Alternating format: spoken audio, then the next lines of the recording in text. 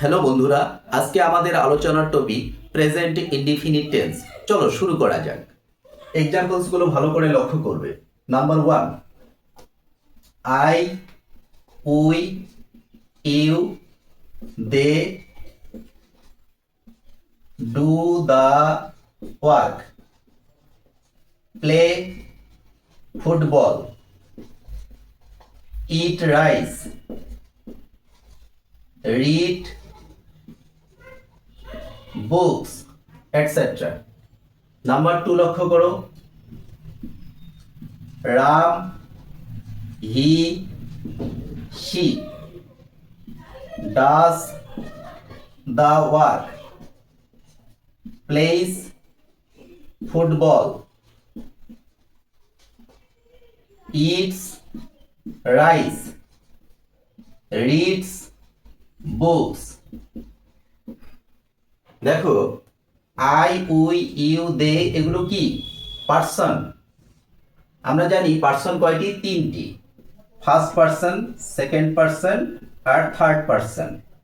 এদের আবার সিঙ্গুলার এবং প্লুরাল হয়। First person singular I, plural হচ্ছে plural we, plural we.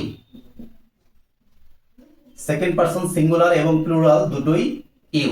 Third person singular he, she, Ram, it অথবা যে কোনো singular number. Third person plural কি? দে অথবা যে কোনো প্লুরাল নাম্বার। তাহলে এখানে দেখবে রাম, হি, শি এটা কি থার্ড পার্সন সিঙ্গুলার নাম্বার। দেখো এখানে থার্ড পার্সন সিঙ্গুলার নাম্বার।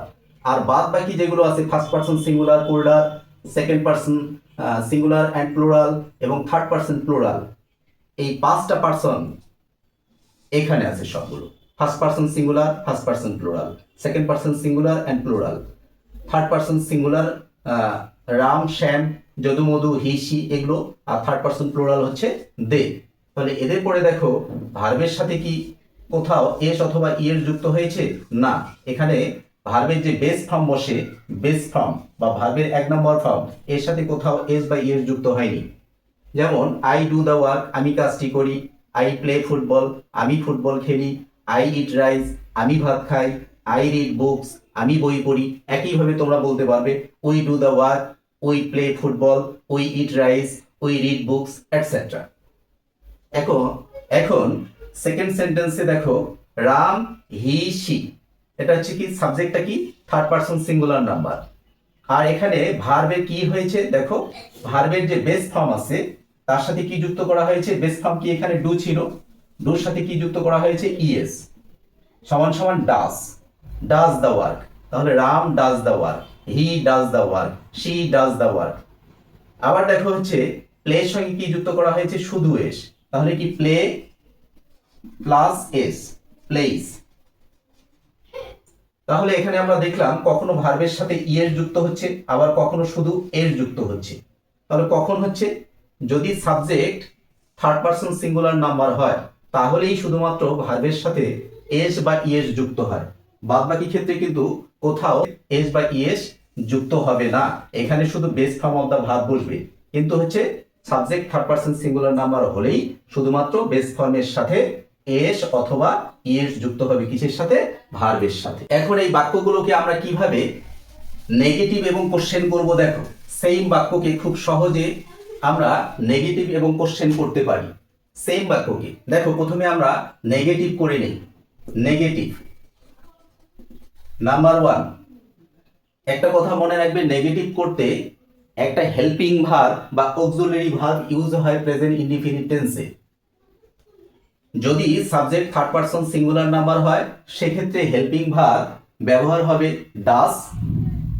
আর যদি অন্য পার্সন হয়, থার্ড পার্সন ছাড়া অন্য যে পার্সন আছে, first person singular plural, second person singular plural এবং থার্ড পার্সন প্লুরাল যদি হয়, তাহলে আমরা কি ব্যবহার করব? এখানে ডু। লক্ষ্য করো নাম্বার 1,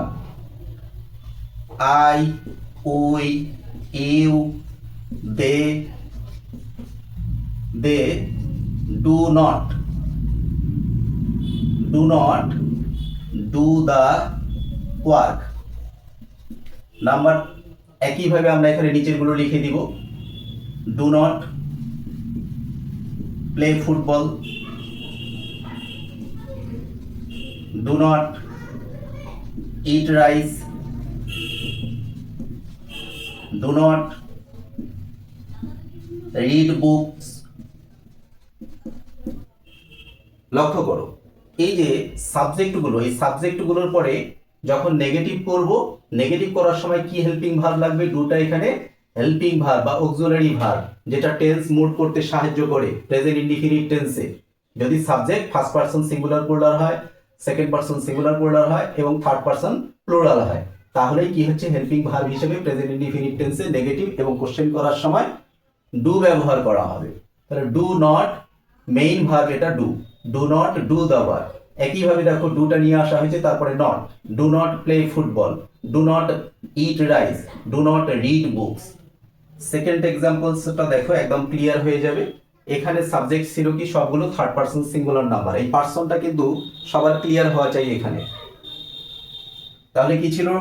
রাম, অথবা সাবজেক্ট হি হতে পারে, সি হতে পারে। কি হবে এখানে? Does not. মেইন ভার্ব কি এখানে দেখো তাহলে? Do, does not do the work. Next place আছে, তাহলে কি হবে? ডাস not play football.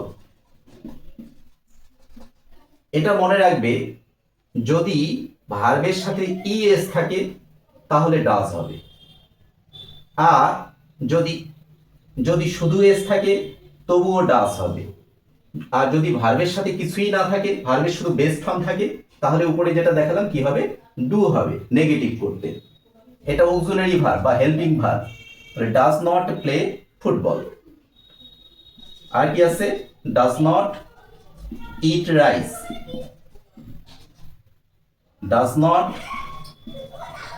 Read books. এখানে দেখো প্লেস, ইটস, রিডস এগুলোর সাথে কোথাও এস অথবা ইএস ছিল। এটার জন্যই আমরা কিন্তু ডাস ডাস ডাস ডাস এটা করেছি নেগেটিভ করার জন্য। এটা কি হলো? এটা হচ্ছে আমাদের হেল্পিং ভার্ব হিসেবে কাজ করলো। কিন্তু আমাদের মেইন ভার্ব কি এখানে? Do. Main verb play, main ভার্বের সাথে এস বা ইএস ছিল বলে এখানে হচ্ছে ডাস নিয়ে এসেছি আমরা। একইভাবে এখানে ইট ছিল, সেই জন্য ডাস। মেইন ভার্ব কিন্তু হচ্ছে তখন বেস ফর্ম হয়ে গেল এখানে। এখানেও আর কোনো হচ্ছে ভার্বের সাথে এস বা ইএস আর যুক্ত হবে না। আর এখানে যদি ডাস লিখে এখানে যদি আমরা ইটস লিখে দেই তাহলে কিন্তু এটা ভুল হয়ে যাবে, মনে রাখবে। Am I clear? তাহলে দেখো এই অ্যাফার্মেটিভ সেন্টেন্স গুলো যে আমরা করেছিলাম, সেই সেন্টেন্সটার স্ট্রাকচার কি ছিল? Subject plus verb plus s oblique es. যদি subject third person singular number হয়, সিঙ্গুলার নাম্বার হয়, প্লাস অবজেক্ট বা আদার্স। বোঝা গেছে? সাবজেক্ট প্লাস ভি1, ভি1 বলতে হচ্ছে ভার্বের বেস ফর্ম, প্লাস এস অথবা ইএস। সেই ক্ষেত্রেই হবে যখন এই সাবজেক্টটা থার্ড পারসন সিঙ্গুলার নাম্বার হবে। আর সাবজেক্ট যদি থার্ড পারসন সিঙ্গুলার নাম্বার না হয় তাহলে ভার্বের সাথে কিছুই যুক্ত হবে না, শুধু ভার্বের বেস ফর্ম যুক্ত হবে এবং তার সাথে অবজেক্ট যুক্ত হবে বা আদার্স যুক্ত হবে। একইভাবে তাহলে এখানে নেগেটিভের ফরমেশনটা কি হবে? সাবজেক্ট প্লাস কি হবে? ডু, ডু নট অথবা ডাস নট, প্লাস কি? ভি1 প্লাস অবজেক্ট বা আদার্স। এটা হবে আমাদের নেগেটিভের ফরমেশন বা স্ট্রাকচার, বাক্যের গঠন। সেম এই অ্যাফার্মেটিভ সেন্টেন্সটাকে বা সেন্টেন্স দুটোকে আমরা কোশ্চেনে পরিণত করব, বা কোশ্চেন করতে গেলেও আমি তোমাদের বলেছি এই যে ডু এবং ডাস এই দুটো কি হবে? অক্সিলারি ভার্ব হিসেবে নেগেটিভ এবং কোশ্চেনে প্রেজেন্ট ইনডিফিনিট টেন্সে ব্যবহৃত হবে। এক নাম্বার সেন্টেন্স আমরা দেখি, তাহলে কি লিখবো আমরা? ডু, ডু আই সাবজেক্ট হিসেবে আই হতে পারে, উই হতে পারে, ইউ হতে পারে, দে হতে পারে, অথবা যে কোনো প্লুরাল নাম্বার হতে পারে। কি লিখলাম? Do I, we, you, they do the work. Question. একইভাবে আমরা এটা করব কি? Do I, we, you, they play football. পরেরগুলো আর লেখার দরকার নেই, এইটুকু লিখলেই হবে। প্লে ফুটবল লিখলাম। ইট রাইস কোশ্চেন, এটা সেমই থাকবে। রিড বুক, ব্রাশ টিথ, এটসেট্রা। নাম্বার 2, দেখো কোশ্চেনটা এখানে ছিল কি সাবজেক্ট ছিল থার্ড পারসন সিঙ্গুলার নাম্বার, তাহলে ডাস আছে। কোশ্চেন কি দিয়ে শুরু হবে, কি বলেছিলাম, ডাস। তাহলে does Ram he she do the work হলো। এখানে ডাস হলে মেইন ভার্বের সাথে আর কোনো এস বা ইএস যুক্ত হবে না। আর এখানেও একই, এখানে যদি ডু হয় এখানেও হচ্ছে মেইন ভার্বের বেস ফর্ম বলবে বা প্রেজেন্ট ফর্ম বলবে। তাহলে শেষে আমরা লিখে দিতে পারি। তাহলে এখানে কি হবে, প্লের সাথে এস হবে কি না, এস দিলেই ভুল হয়ে যাবে। এই এসের জন্যই তো আমরা ডাস নিয়ে এসেছি কোশ্চেন করার সময় প্রথমে। তাহলে প্লে ফুটবল, প্রথম পার্ট একই থাকবে। ইট রাইস কোশ্চেন, প্রথম পার্ট একই থাকবে। এটাতেও প্রথম পার্ট একই থাকবে। Read books question. তাহলে এখানে লক্ষ্য করো বন্ধুরা, কোশ্চেন আমরা কি করে করলাম, বা এর ফরমেশনটাই বা কি হবে। এর ফরমেশনটা কি বলতো, do oblique does plus subject plus V one বলতে হচ্ছে ভার্বের 1 নম্বর ফর্ম, যেটাকে বলি আমরা present form of the verb, plus object বা আদার্স, তারপর সাইন অফ ইন্টারোগেশন। কোশ্চেন হয়ে গেল আমাদের ইজিতেই। হ্যাবিচুয়াল ট্রুথ বোঝাতেও প্রেজেন্ট ইনডিফিনিট টেন্স ব্যবহার করা হয়। লক্ষ্য করো সেন্টেন্সগুলো, লক্ষ্য করো একবার। Number 1, I get up early in the morning. আমি সকালে ঘুম থেকে উঠি, এখানে একটা অভ্যাস এটা। Number 2, we brush our teeth twice a day. আমরা দিনে 2 বার ব্রাশ করি। Number 3, you take regular exercise. তুমি প্রতিদিন এক্সারসাইজ করো, ব্যায়াম করো। Number 4, mother cooks rice twice a day, অথবা আমরা বলতে পারি ডেইলি, টোয়াইস আ ডে, ডেইলিও বলতে পারি। এখানে লক্ষ্য করো এগুলো সবগুলোই আমাদের হ্যাবিটকে বোঝানো হয়েছে। তাহলে এই হ্যাবিটকে বোঝাতেও প্রেজেন্ট ইনডিফিনিট টেন্স ব্যবহার করা হয়। আর একটা পার্ট দেখাই, যেটাকে বলি আমরা ইউনিভার্সাল ট্রুথ। চিরসত্য বোঝাতেও আমরা প্রেজেন্ট ইনডিফিনিট টেন্স ব্যবহার করি। চিরসত্য, universal truth, universal truth. Number 1, honesty is the best policy. সততাই শ্রেষ্ঠ নীতি। Number 2, the sun rises in the east. সূর্য পূর্ব দিকে ওঠে, পশ্চিম আকাশে ওঠে নাকি না। Number 3, the earth moves round the সান।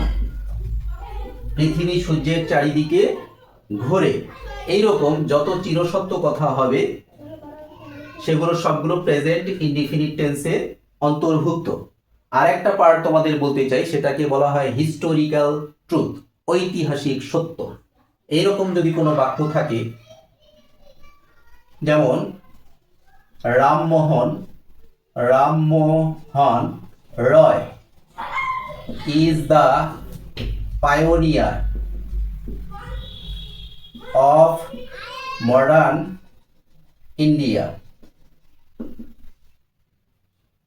তাহলে এই রাজা রামমোহন রায় কে ছিল? আধুনিক ভারতের অগ্রদূত ছিল। তাহলে এটা কি ঐতিহাসিক সত্য। আবার যদি বলি history history does not tell a lie, ইতিহাস কখনো মিথ্যা কথা বলে না। আবার যদি বলি আকবর আকবর অ্যাসেন্টস দ্য থ্রন, সিংহাসন আহরণ করেছিলেন বা সিংহাসনে বসেছিলেন when he is 12 years old, যখন তার বয়স 12 বৎসর। মানে এই ধরনের ইতিহাসের অনেক সত্য জিনিস আছে, বা ঐতিহাসিক সত্য বোঝাতেও প্রেজেন্ট ইনডিফিনিট টেন্স আমরা ব্যবহার করি। তাহলে প্রেজেন্ট ইনডিফিনিট টেন্স কাকে বলে? বর্তমান কালে সাধারণভাবে কোনো কাজ সংগঠিত হলে, চিরসত্য বোঝালে, ঐতিহাসিক সত্য বোঝাতে বা আমাদের দৈনন্দিন জীবনের অভ্যাস বোঝাতেও প্রেজেন্ট ইনডিফিনিট টেন্স ব্যবহার করা হয়। এখন আমি তোমাদেরকে একটা গুরুত্বপূর্ণ বিষয় দেখাবো। লক্ষ্য করো, এম ইজ আর, এগুলো কি to be verb.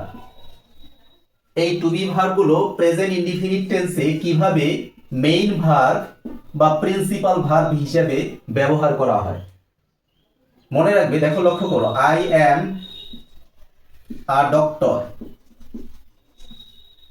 We are players, he she Ram is a teacher, it is a ball, it is a ball. দেখো এখানে এই যে ইজ আর এম, এই যে টু বি ভার্বগুলো বসেছে, এই টু বি ভার্বগুলো হলো এখানে প্রিন্সিপাল ভার্ব। অর্থাৎ এই টু বি ভার্বের পর অন্য আর কোনো ভার্ব আছে কি? না। অন্য কোনো যদি ভার্ব হতো এবং তার টেন্স মুড গঠন করতে সাহায্য করত, তখন এগুলো হতো হেল্পিং ভার্ব। তাহলে এখানে টু বি ভার্বগুলো যখন মেইন ভার্ব হিসেবে ব্যবহৃত হবে প্রেজেন্ট ইনডিফিনিট টেন্সে, যেমন এম ইজ আর, তখন এই সেন্টেন্সগুলো প্রেজেন্ট ইনডিফিনিট টেন্সের অন্তর্ভুক্ত। আর একটা বিষয় দেখো, হ্যাভ ভার্ব। হ্যাভ ভার্ব বলতে এখানে প্রেজেন্ট ইনডিফিনিট টেন্সে দুটো, হ্যাজ এবং হ্যাভ। তোমরা জানো হ্যাজ হ্যাভ কোথায় বসে, যেমন হচ্ছে I have a pen, we have a pen, he she Ram has a pen. তাহলে এখানে আছে বলতে আছে, আই হ্যাভ আ পেন, আমার একটা কলম আছে, উই হ্যাভ আ পেন, আমাদের একটা কলম আছে, he she Ram has a pen, তার অথবা রামের একটা কলম আছে। তাহলে আছে বলতে এই যে হ্যাভ এবং হ্যাজ যে ব্যবহার করা হয়েছে এখানে, কি এটা? Principal verb. এরপরে আর কোনো ভার্ব আছে কি সেন্টেন্সে? নেই। এখানে কোনো ভার্ব নেই, এখানে কোনো ভার্ব নেই। যদি এখানে অন্য কোনো ভার্ব থাকতো এবং সেই ভার্বকে টেন্স মুড বা অন্য কিছু করতে সাহায্য করতো, তখন আমরা এই ভার্বকে বা হ্যাভকে বলতাম কি, বা হ্যাজকে বলতাম কি? অক্সিলারি ভার্ব বা হেল্পিং ভার্ব। কিন্তু এখানে এই হ্যাজ বা হ্যাভও কি ভার্ব হিসেবে ব্যবহৃত হয়েছে? Principal verb. Principal verb, has have যখন প্রিন্সিপাল ভার্ব হিসেবে ব্যবহৃত হবে, তখন সেই বাক্যগুলো হবে প্রেজেন্ট ইনডিফিনিট টেন্সের, এবং এই বাক্যগুলো প্রেজেন্ট ইনডিফিনিট টেন্সের অন্তর্ভুক্ত। প্রেজেন্ট ইনডিফিনিট টেন্সের সবচেয়ে গুরুত্বপূর্ণ একটা বিষয়, যেটা স্পোকেন ইংলিশে খুব বেশি আমরা ব্যবহার করে থাকি। দেখো, লক্ষ্য করো, am is are, to, has have to. কি বলি? I am to go, we are to go, you are to go, he she Ram is to do the work. তোমরা যেভাবে করতে পারো, উদাহরণ দেখাচ্ছি এখানে। এখানে আর একটা সেন্টেন্স দেখো, হ্যাজ হ্যাভ দিয়ে। Number 1, I have to do the work, we have to do the work. You have to do the work. He she Ram has to go there. এই দুটো বাক্যই কিন্তু বা এই দুই ধরনের বাক্যই কিন্তু এক নয় কখনোই। এম ইজ আর এটা বলতে কি বোঝানো হয়? ডিউটি বা প্ল্যান, এই কাজগুলো আগের থেকেই ঠিক করা আছে। আর হ্যাজ টু আর হ্যাভ টু বলতে কি বোঝানো হয়? হ্যাজ টু এবং হ্যাভ টু বলতে অব্লিগেশন, অব্লিগেশন অথবা কম্পালশন, বাধ্যবাধকতা। পার্থক্যটা বোঝা গেল? এখন এখানে কি আছে? আই এম টু গো, এটার মানে কি? আই এম টু গো এটার মানে হচ্ছে it is settled, it is settled that I shall go. বোঝা গেছে? নেক্সট সেন্টেন্স যদি লিখি, কি লিখবো তাহলে? It is settled that we shall go. It is settled that he অথবা শি অথবা রাম উইল গো। বোঝা গেছে? এটা স্থির হয়ে গেছে, সেটেলড, স্থির হয়ে গেছে যে আমি যাব, আমরা যাব, সে রাম যাবে। আর এখানে দেখো, it is obligatory for me to do the work, to do the work। পরে আবার একইভাবে লিখব, it is obligatory or compulsory for us to do the work, do the work। নেক্সটে কি লিখব? it is obligatory for you to do the work, work। একইভাবে শেষে আমরা লিখতে পারি it is obligatory for him, her অথবা Ram to go there. Clear বন্ধুরা? এই পার্টটা দেখবে তোমরা যখন স্পোকেন ইংলিশে শিখবে, এই স্পোকেন ইংলিশে এই ধরনের বাক্যগুলো আমরা প্রতিদিন প্রতিনিয়ত অজস্র ব্যবহার করে থাকি, কিন্তু সেই বাক্যগুলোর পার্থক্য আমরা সঠিকভাবে জানি না। আশা করি এই পার্টটাও তোমাদের ক্লিয়ার হয়েছে। আজকে এতটুকুই। যদি ভিডিওটা ভালো লেগে থাকে তাহলে like, share and subscribe to English grammar academy.